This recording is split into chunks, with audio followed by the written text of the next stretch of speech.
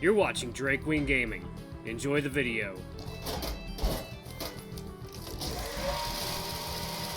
Hey guys and gals, Nary here from Drake Wing Gaming, and so you me on Twitter, the Gaming Dragon. Today I'm coming back at you to the Let's Play episode of Masquerade in the Woods.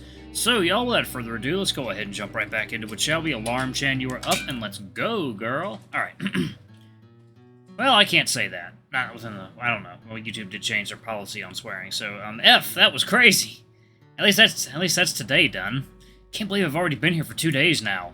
I'm adjusting a lot quicker than I thought I would, especially after the shock of what I saw in that puddle that first night. I looked down at my paws, turning them over and rolling my fingers. I suppose Lucas is... bless you. I suppose Lucas is helping me adjust a lot, with him giving me a place to stay and food, and comfort, and support. I really gotta start trying to figure this shit out. I can't stay here forever. Miles would kill me. Maybe not literally, but he'd be upset if I just left without saying anything. He probably is right now. I wonder if anyone back home has reported me missing yet. There's a bunch of posters of my ugly face on lampposts all around town. I can't leave yet, not until these people are found. If they even can be found. The sound of the faucet turning on snaps me back, and I look over at the big dog wetting his paws. You should probably take those off, put them in the wash. I lift a digit and gesture to his shirt. Lucas looks over and then down at his t-shirt, his fingers grabbing the fabric to unstick it from his darkened fur. He bites his lip, his eyes falling to the floor, hesitating to answer. Could you... He shuffles a little on the spot. For being such a large individual, seeing him this so timid, especially after the way he acted with the mask on, is a strange contrast. It's also fucking adorable. I chuckle, nodding to him as I turn around, facing the hallway. By the way, where'd you learn to pick locks? Long story. I've got time. Not like either of us will be getting much sleep tonight anyway. Well, I guess I grew up having to unlock a lot of doors. That sounds strangely vague, even for him. How do you mean? He pauses again, clearly trying to think of the best way to express it. I grew up in a pretty religious family. I thought lockpicking was pretty rebellious. Seriously? I left the paw to cover my snickering. I saw Sly Paw do it in one of River's comics once. We started learning it together when we were pretty young. There's that comic character again, Sly Paw. Guess he must have been a fan for a while. My parents didn't allow me to have any myself, so River let me borrow hers. Ah, that kind of religious. She, grew bored of it pretty quickly, but I kept it up. And, then when I joined the group, it became a pretty useful skill to have. Wow, didn't know you were such a rebel at heart, Lou. I tease, grinning wide, even though he can't see it. All I hear in response is a nervous laugh, but I bet his ears are on fire right about now. Wonder how he stands Mason's constant mischief. Even though I'm aware of how loaded it is, I decide to ask the question that comes to mind. Are you religious? No. He responds as soon as the words leave my mouth. Normally he takes a second or two to think his response over, but that came out a lot faster than normal. I want to ask further, but before I have time to, something buzzes behind me. Oh, right. Mason offered to come pick you up tomorrow to take you to the range. One second, y'all. It is water time. Oh, yeah. That's the stuff. Okay. Oh, right. I'd almost forgotten I was going. So, you're not coming? I've got work in the morning. Sorry. You have work in the morning? Lou, you can't go. You're hurt. Badly. I'll be fine. I'll make sure to be careful, I promise. It's not that bad, really. It's only until lunch.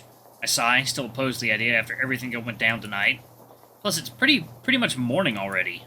I guess we really won't be sleeping much tonight. So, when's Mason coming by? A few seconds pass as I hear the canine tap his big fingers against the screen. Around 9. Doesn't Mason have work? Tomorrow's Saturday. Oh. I think of it, I guess I never did ask what day of the week it was. You work Saturdays? Sometimes. Part-time work and all that. Ah, right. I could wake you up before I leave in the morning, though I'll probably be going before 7. Otherwise, you could set the alarm clock next to the bed. I haven't used it in a while, but I think it still works. I think I'll take any amount of sleep I can get, so I'll hedge my bets on the alarm clock. I get the feeling tomorrow's going to be a tough day. So, as long as you show me how to set it, I'll go with the clock. Sure. You know, something strange happened tonight. Hmm? I readjust my pose against the doorframe, crossing my arms. Then that wolf grabbed me back at the house. I paused for a second, thinking through the best way to explain it. I was scared, obviously, but a part of me wasn't. Lucas stays silent, probably waiting for me to elaborate on my confusing statement. It's hard to explain. It was like two parts of me were fighting for control. One I'm familiar with, telling me to panic, scream, run, do whatever to get out of there, And one I'm new to, one that told me to stay calm and stay rational and fight. Almost as if someone else was trying to grab the wheel to deal with the situation. It was strange, but not necessarily bad, I guess. It wasn't like I was being possessed or anything stupid like that. Just more like I was giving up control to instinct? Something like that, at least. I don't know. Is it something you've ever felt? Does that happen when you're involved in this sort of work? There's a pause during which I question if I should have brought it up in the first place. I can't imagine this conversation is helping me look sane. I can't say I've really felt anything similar, but I wouldn't worry about it too much. I know that some of us act a bit different when we wear the masks. I know I act a bit different when I wear the mask. It could be just a side effect of, everything else going on at the same time. I mean, I can't imagine how difficult it must be to cope with waking up without your memories. Yeah. I'm not entirely convinced, but at the same time, I don't have a better explanation for it either. Maybe it was just a strong fight-or-flight response. Stronger than I've experienced before. Can't help it now anyway. I decided to change the topic before he thinks I'm completely insane. So, should we expect big headlines about this tomorrow? I wouldn't really keep my hopes up. But the police will find it, right? Either once they go back there, or if that wolf goes to the police. Yeah, but the police aren't very keen on letting everyone know about some people who aren't doing their job for them, or out doing their job for them. It doesn't really help their image. And if it was methamphetamine in the bottle, I doubt the wolf will be going to the police. So, we're still unknown to the public. I mean, for the most part, yeah. We try not to leave tracks behind, and the people we've marked usually don't come out and show their tattoos, because that would draw attention to them. When you're involved in some of the stuff these guys are, being under the magnifying glass of the press is the last thing you want. I thought Shepard said he wanted us to be known. He does, but... He sighs, turning the water back off. River doesn't. Yeah. And what do you think? What do you think? Should we be putting ourselves out there or stay hidden?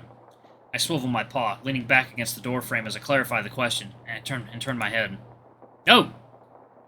Yeah, I gotta edit that out. I don't know, really. Oh, shit.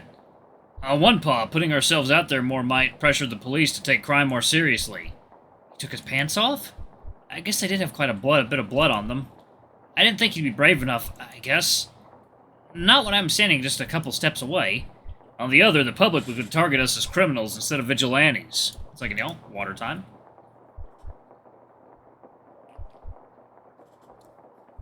I sure as hell am not saving it right there.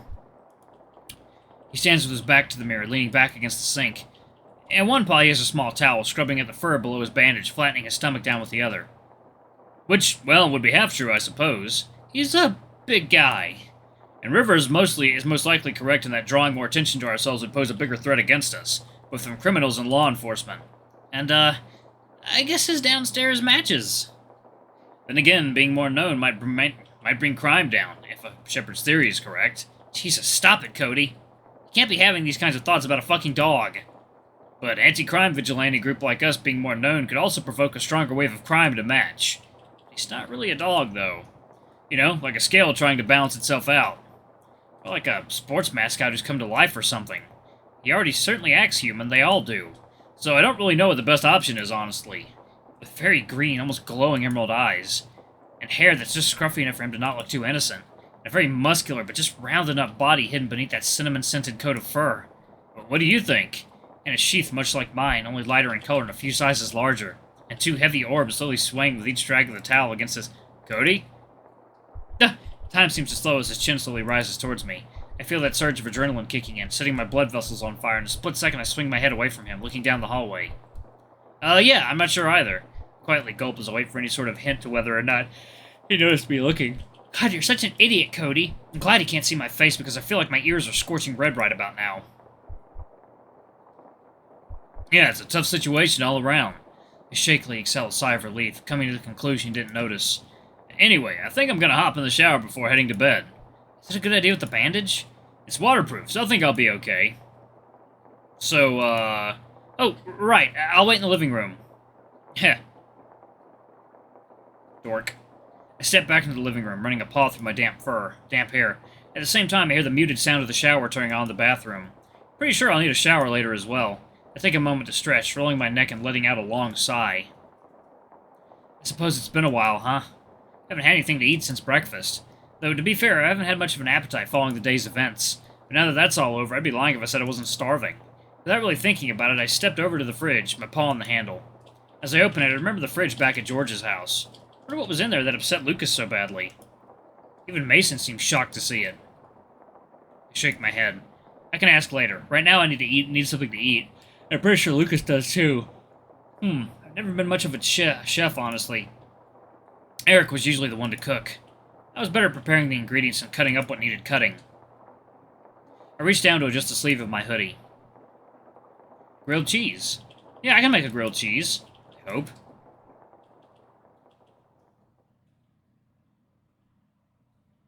Maybe. Oh.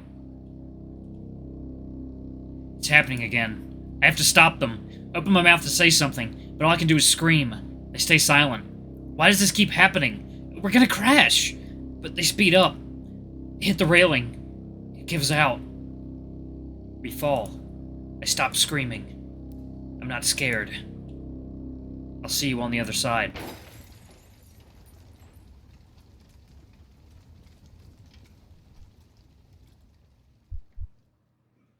Wakey, wakey.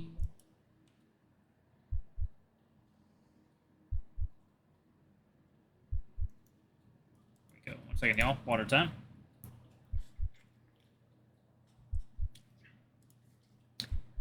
Rise and shine, little raccoon. Rise and shine. Don't make me do it for you again. I need you alive. We have a party to crash. So, wake up, little raccoon. Wake up and smell the ashes. Wake up.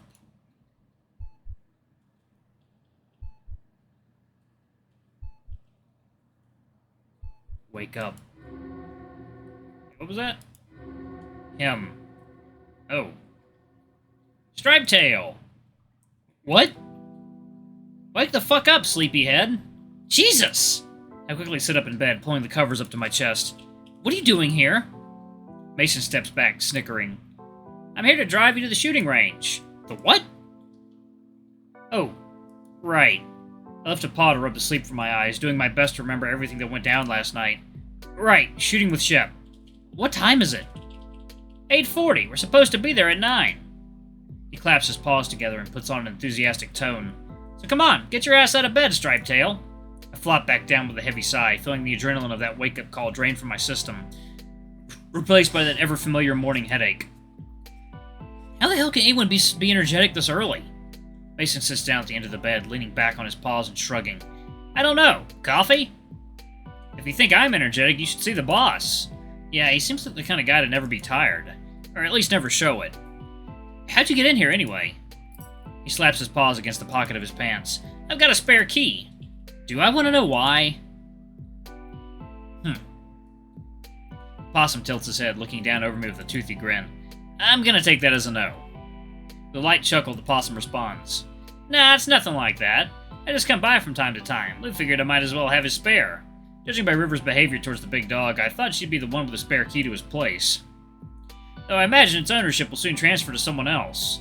If you mean me, then I'm not sure how much use I'll get out of it. It's supposed to stay hidden, at least from the police, and that incident at the hospital yesterday was already too close for comfort. I readjust under the covers, let my eyes drift towards the ceiling above, letting my brain slowly acclimate to this waking world. Long night? You could say that. Spent quite some time getting cleaned up and eating once we got back. I hear him snicker, and as I look, I see his muzzle curling into a mischievous grin. Clearly not long enough, he says in a low voice, followed by a teasing snicker. I raise an eyebrow at him, following his gaze downwards as his long tail slowly slithers up between my legs atop the covers. My cheeks immediately heat up. I crawl backwards up against the bed frame, bunching up the covers in my lap in an effort to conceal the embarrassing tent form below. At the same time, Mason folds forward, laughing his ass off. What a great start to the day. Heh, Hey, don't worry about it, Striped Tail. I get it. I really do. Get what exactly?